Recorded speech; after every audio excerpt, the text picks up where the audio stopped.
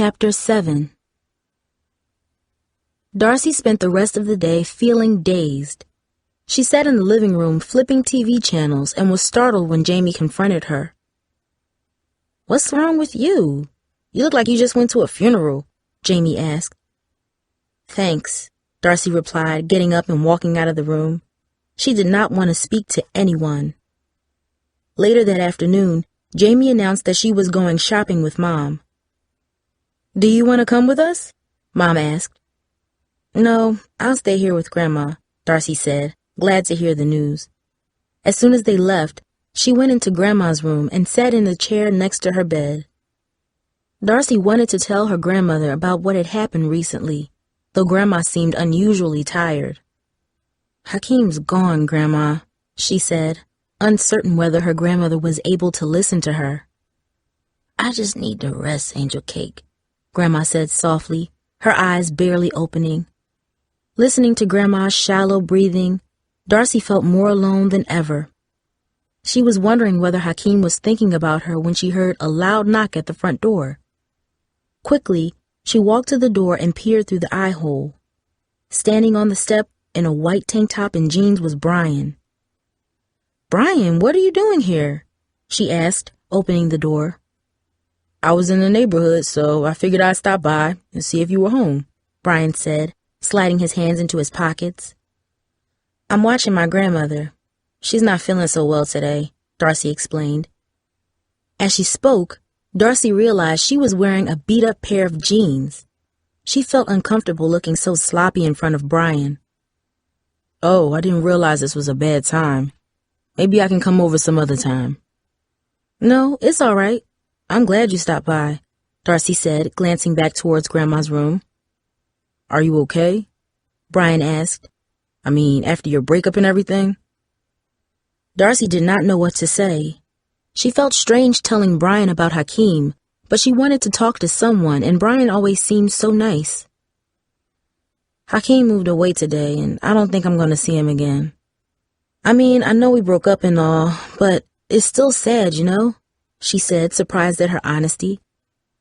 "You want to talk about it?" he said, moving closer. Looking into his eyes, Darcy felt the same awkwardness she felt at the beach, but she did not want him to leave. "Sure," she said. "Come on in." Darcy led Brian into the living room, and they sat on the couch together. Quickly, Darcy recounted the events of the past weeks, including her breakup with Hakeem and their final goodbye. "I know this isn't easy for you, but you gotta keep one thing in mind, Darcy," Brian said. "You can't stop living through all this. Just 'cause he's gone don't mean you gotta lock yourself in your house all summer. That wouldn't be right. Besides, who knows what you might miss out on." As Brian spoke, he put his arm around Darcy's shoulder. "I mean it," he said. "Thanks, Brian," Darcy said, surprised at how his advice seemed like what Tara said weeks ago. Maybe they're right, she thought to herself. But should I just forget about Hakeem? "I was hoping we'd have some time together because I wanted to give you something," Brian said, reaching into his pocket. He pulled out a small velvet box and handed it to her. Speechless, Darcy opened the box. Inside was a sparkling gold chain. "Brian!" Darcy exclaimed. The necklace shimmered like liquid fire. "After our day on the beach, I saw this, and I thought it would look nice on you." "Thank you, Brian, but I can't accept this. It's too much." "It was nothing," Brian added. As Darcy gaped at the necklace, Brian reached down, picked it up, and placed it gently around her neck. For an instant, both his arms rested on her shoulders, and his face moved to within several inches of hers. She could smell his cologne and feel his breath on her face. Her heart raced as his fingers worked to snap the clasp. "There," he said proudly, pulling away from her. "It looks great on you." "You shouldn't have done this." "Angel Cake," came Grandma's hoarse voice from her bedroom down the hallway. Brian jerked, startled at the sound. "That's just my grandmother," Darcy explained, getting up from the sofa. "Coming, Grandma," she yelled. "Well, I should get going so you can be with her." Brian said, standing up and walking toward the door. "Just remember what I told you. I won't be happy if you hide in your house all summer." Brian walked out the front door, and Darcy was left standing in the living room alone, her fingers resting on the gold necklace draped around her throat. "Angel cake!" Grandma yelled again. "What is it, Grandma?" Darcy asked as she entered the room. "Was there a stranger in the house?" she asked, her frail voice wavering. "No, Grandma, just a friend of mine." Darcy sat next to her and watched as Grandma gradually calmed down and drifted off to sleep again. Running the gold necklace between her fingers, Darcy wondered about her conversation with Brian. One thing he said echoed softly in her mind. "I won't be happy if you hide in your house all summer." The next day, Tara and Cooper came over unannounced. "Surprise!" Tara greeted Darcy as she opened the door. "We're taking you out today, and we won't take no for an answer." "Yeah," Cooper chimed in. "You don't have a choice, kid. You're coming with us." "But I wasn't expecting you," Darcy replied. "Of course you weren't," Tara replied. "That's why it's a surprise. Me and Cooper taking you out to a movie, then out for burgers." "Yeah, we gonna go see that new scary movie called Head Count. It's about a dude who keeps people's heads in his basement," Cooper said, chuckling. "You guys," Darcy explained, "I really appreciate what you're trying to do for me, but I have to work today." "Can't you cancel, girl?" Tara asked. "Do you want me to call out sick for you?" "No, I can't do that. I already missed a week because of exams. LaSalle is counting on me. Why don't we make it for another day this week? Maybe Thursday." "I don't know if I can wait that long to see this movie," Cooper replied. "Well, then we'll see a different one," Darcy said. "I don't really like scary movies that much anyway." "There she goes again, making everything serious," Cooper teased. "You do know they're fake, right? Like them wrestlers on TV, it's all fake. They don't mean nothing." "Okay, girl," Tara said, ignoring Cooper. "We'll make it Thursday. By the way, did you see a certain someone before he left yesterday?" Darcy nodded. "We said goodbye, and I think we'll still be friends." "Of course y'all will be. Just give it some time, that's all," Tara said with a smile, glancing at Cooper. "Well, we gotta go, Darcy, but I'll call you later." Darcy watched Tara and Cooper head back down the walkway. She could not help but feel a touch of jealousy as the two of them left together. Even though they always teased each other, Darcy could tell that Cooper and Tara had something really special. Looking down at her new necklace, which she had slipped under her shirt, Darcy wondered if she would ever be as lucky as the two of them. Darcy arrived at the Masons at the usual time. "Come in, Darcy," LaSalle said as she opened the door. "I'm actually on time today, so I have a few minutes to talk." Darcy sat next to LaSalle on the sofa. Kalina was in her playpen, giggling and clapping. LaSalle looked over at her daughter and smiled proudly. "She hardly ever cries," she said. She rather laugh and smile. "Kalina is the happiest baby I've ever seen," Darcy said, waving at the baby. "She never gives me any trouble at all." Darcy noticed that LaSalle seemed a bit tense, as if she had something to say but didn't know how to say it. "How are you doing?" LaSalle asked after a brief pause. "Brian told me your school year is over, and I remember you saying that your boyfriend would leave right after school ended." Darcy wondered why LaSalle was so curious about her boyfriend. "Actually, he left yesterday morning," she said. "I'm sorry." LaSalle sighed, leaning toward Darcy. "Are you okay?" "I think so," Darcy replied slowly. "We broke up about a week ago, and at first things were really bad, but we talked yesterday, and I think we can be friends. Everybody keeps telling me not to stop my life over it. Actually, Brian has been very sweet to me since all this started." LaSalle nodded. "You just take your time. It's hard when you lose someone you care about. Believe me, I know. If you need anything, just page me at school," LaSalle said before leaving and locking the door behind her. After LaSalle left, Kalina took a nap and Darcy sat in the quiet apartment. For a while, she looked through a few magazines she found on the coffee table. Then she decided to explore the Masons' apartment.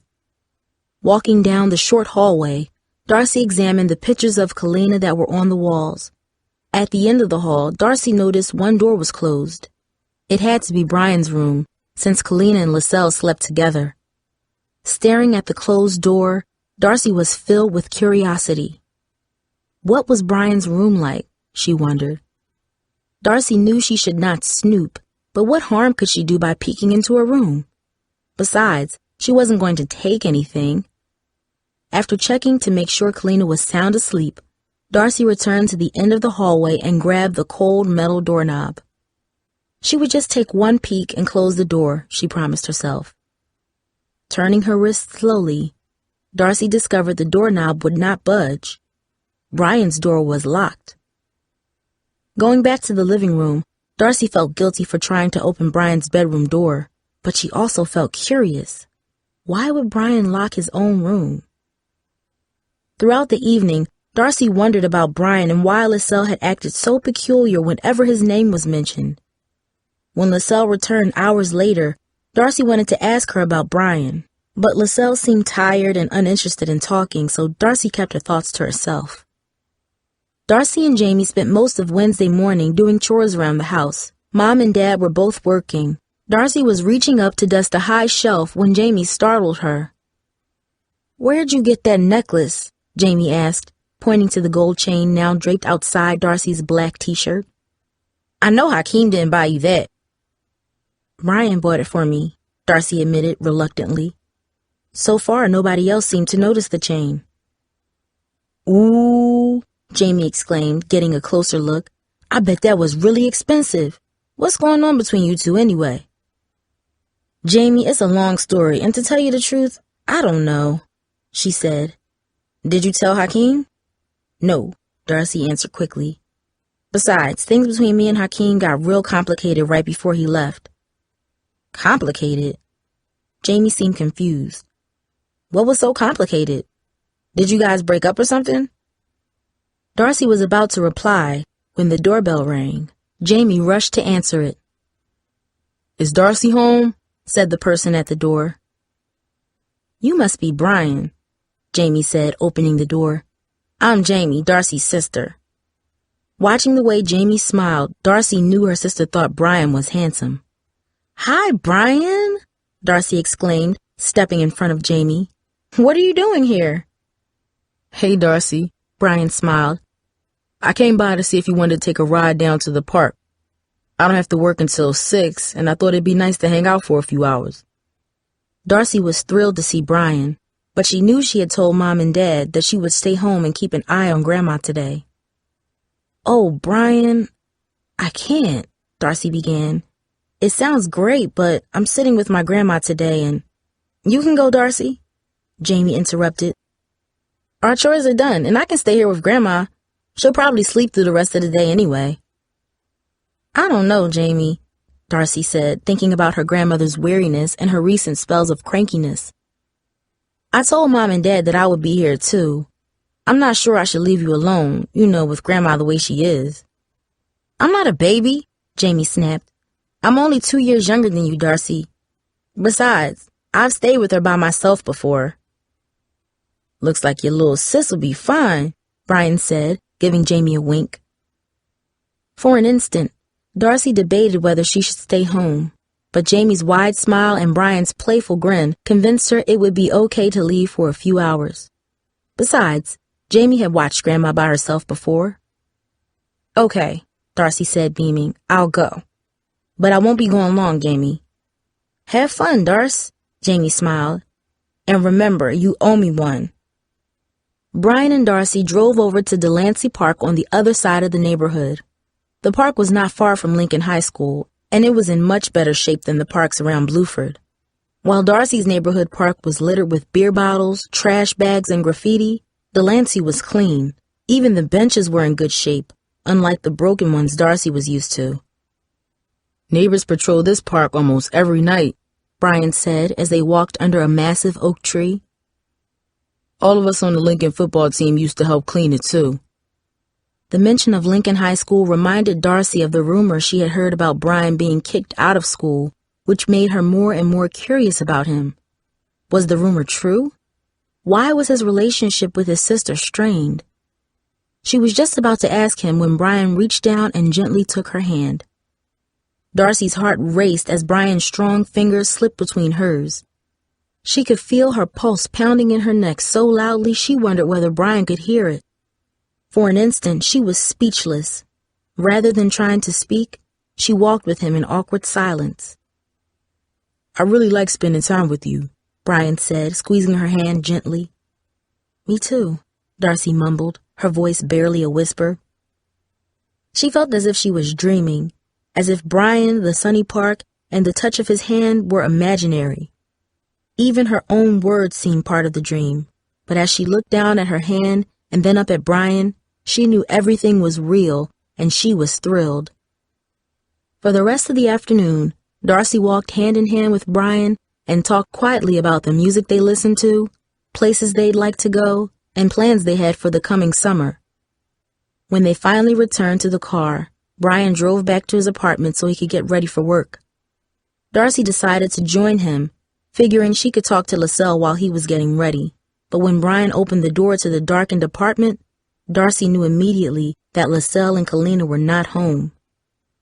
For a second, she felt nervous to be so alone with Brian. She had never been alone at home with any boy, not even Hakeem. She knew her parents would get upset if they found out she was with an older guy in an empty apartment. I'll just be a few minutes, Brian said as he went to his bedroom to get changed. In the brief instant that his bedroom door was opened, Darcy saw what appeared to be several large trophies on a dark wooden dresser. At one point, Brian reappeared to get something out of the bathroom. When Darcy turned to look at him, he was shirtless, and his broad, dark back formed a perfect V down to his waist.